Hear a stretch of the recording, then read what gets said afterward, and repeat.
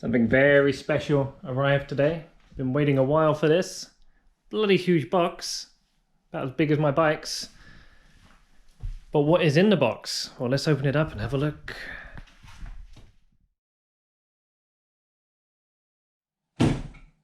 So, pretty exciting day. The postman arrived on a small forklift to deliver this rather large parcel.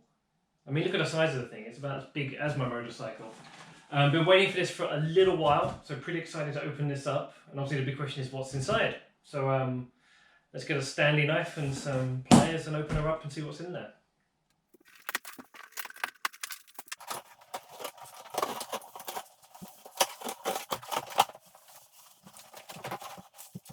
Little sneak peek. Look at that. She's a beast.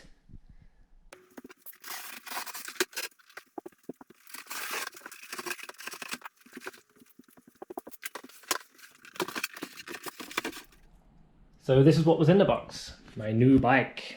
Not a motorbike, no, but a electric bike, or partially electric. So the electric motor kind of gives you pedal assistance. So you're still riding like a normal bike, but you get a bit of extra oomph from the 250 watt battery.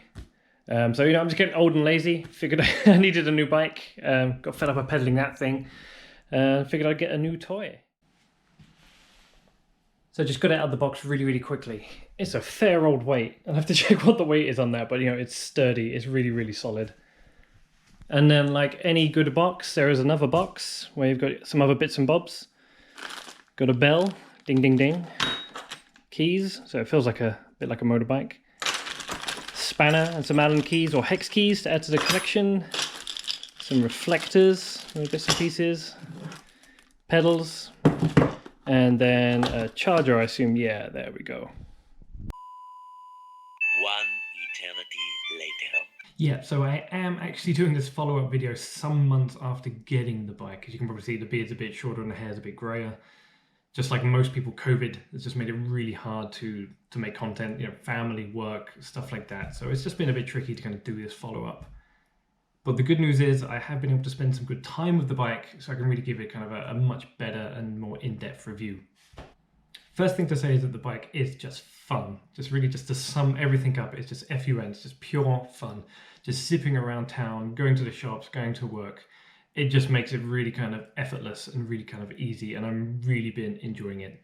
It's not something you would have for long distance, but zipping around town and just getting to where you need to go, it's really cool, and it is just a hell of a lot of fun.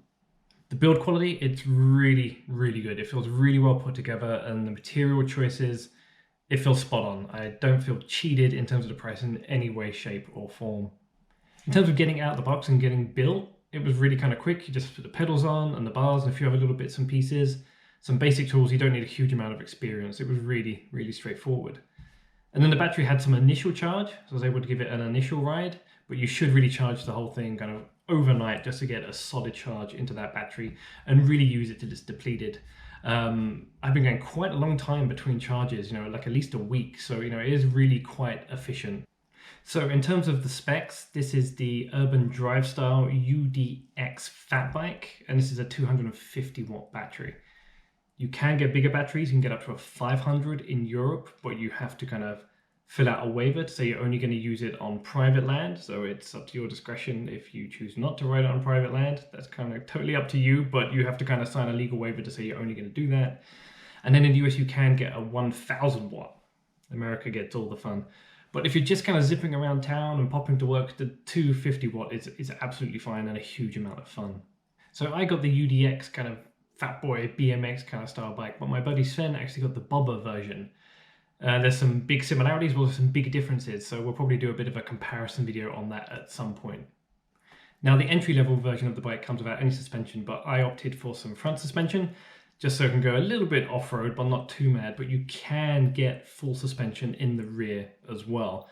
Obviously, these are kind of added benefits and features which cost a little bit more, but you can do quite a bit of specking to the bike, so it's really down to kind of the ride style you want. Now, I don't plan to do many mods to the bike or upgrades. Been riding in the wet and the dirt, so definitely need some mud guards. So that will be a sound investment that I'll be doing kind of very soon. And then maybe a nice kind of front light and maybe some sort of deco for that plate at the front. But other than that, I'm pretty happy with the bike as it is. So the big question everyone asks me, how fast does it go? Everyone wants to know how fast this goes and is it worth kind of buying. According to the speedometer on the bike, when I'm pedaling along and when it feels like the motor's doing most of the work, I'm kind of topping out at around 30 to 33, give or take. It seems to be capped at around that. And from what I'm reading, there is a bit of a limiter on the motor. And then the follow-up question is, can it go faster? Well, reading online, there are ways to trick your e-bike. You fool the onboard computer by telling it that you have a different size wheel. So the power to ratio of the wheel gets changed, and then you can get kind of more revolutions per minute. I tried it on this bike. It seems like they've blocked that function. In the instructions, it does tell you how to go in and change the size of the wheel, but you can't actually do it. You can get to that function in the menu, but you can't actually change the size. So I guess this is something that they've actually put a block on, so you can't make the bike go faster. So bear that in mind when you kind of make your choice. So just to sum up, it's a really fun bike, really enjoyable. It's got a good amount of punch in it, and the build quality is great as well. It really felt like it was worth the money. And customer care as well. I ordered this just before the lockdowns really hit, and it was quite delayed, but the communication there and the customer service was there, which I kind of really appreciated, and even got a voucher for some money off accessories and stuff like that. So I'm definitely going to give it a thumbs up. And if you've got any questions, just throw it in the comments or reach out. And until then, ride safe.